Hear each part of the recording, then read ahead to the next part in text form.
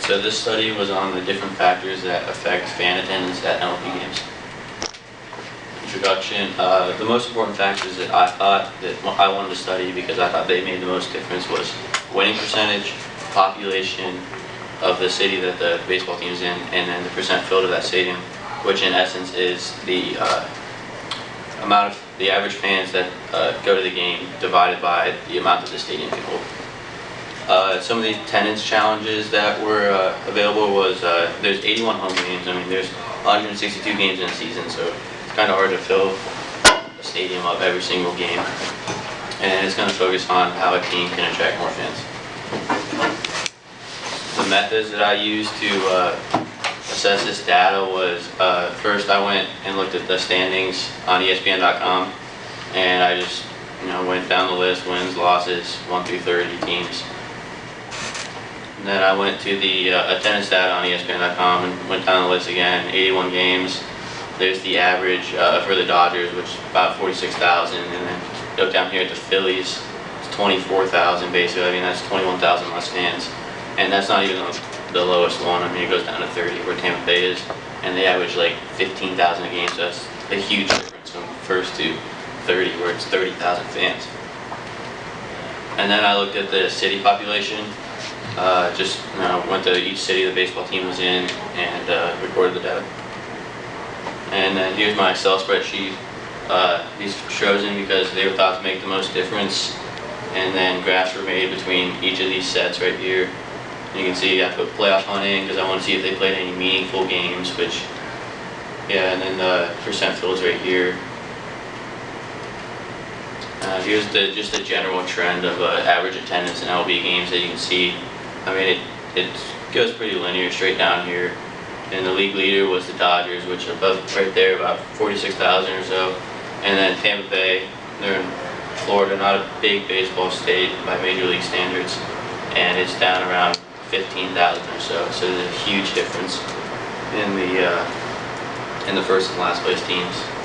And it's pretty accurate because our score value is 0.97, so it's close to 1. Here's my first assessment: population versus attendance. Here's population in millions and the attendance. And there's most bigger cities have bigger stadiums to fill. Like Los Angeles has a lot of people in it, so it's going to have a lot more seats to fill and actual people to go to the games. And it pretty much goes according to the size of the city. I mean, there's not as much fans down here where there's not as much people, and then it gets higher where the population gets higher. Here's attendance versus wins. Most teams that usually had a high attendance usually had more wins. As you can see, it's going up. Right in here is where it's about 90 wins. There's a lot right here, and then the shorter ones are right here where there's not as many fans that go. But I mean, the most notable one was, of course, the Cleveland Indians. They only average about 20,000, and they were in the World Series. Doesn't make much sense. Here's population versus wins. Really no correlation at all. They're even on both sides of the line, but like, I mean, here's the number of wins, but I mean, there's a lot of people here, and they have the same number of wins as a lot of people down here, so there's not really much correlation there. And then here's the percent filled. So the percent filled again is like compared to the stadium capacity. So the Dodgers average around 46,000. They could seat 56,000. So I mean, they have about 80% filled.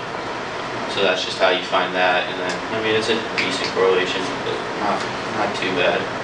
Because I mean, the Dodgers are right here, and that's the Cubs. The Cubs are right here, and they had 100 wins. So I mean, it kind of went along with it because I mean, more people are going to go to the games if you win more. They want to see a winning product.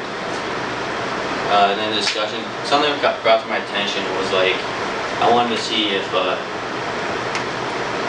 like it's worth it to like rebuild and have a couple down years and then come back and win the World Series like the Cubs. So like I took the White Sox for example, and they've been an average team for the past couple of years. I mean, third place in the year for the past in that division for like the past 5 years, and their attendance has stayed the same. It's averaged around 20,000, and a lot more people attend White Sox games or Cubs games than White Sox games. But the Cubs have been rebuilding for the past couple of years, and their attendance was down, which averaged around 30,000, which is pretty bad for Chicago Cubs.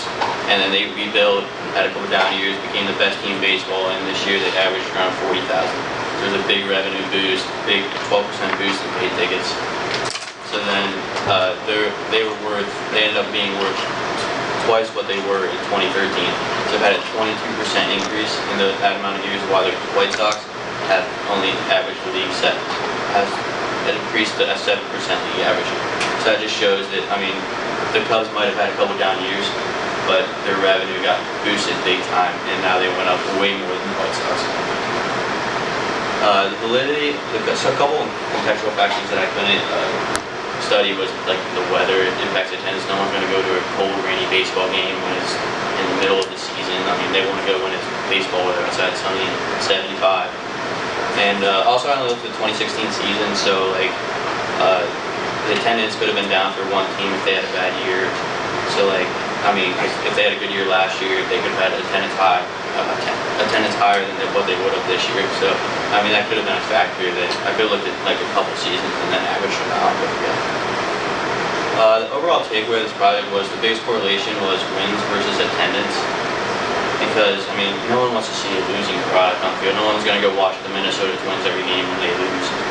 They only have like 60 wins to 60, 100. So, I mean, there's no point to go watch them according to this data. I mean, so yeah, fans will most likely want to watch a winning product.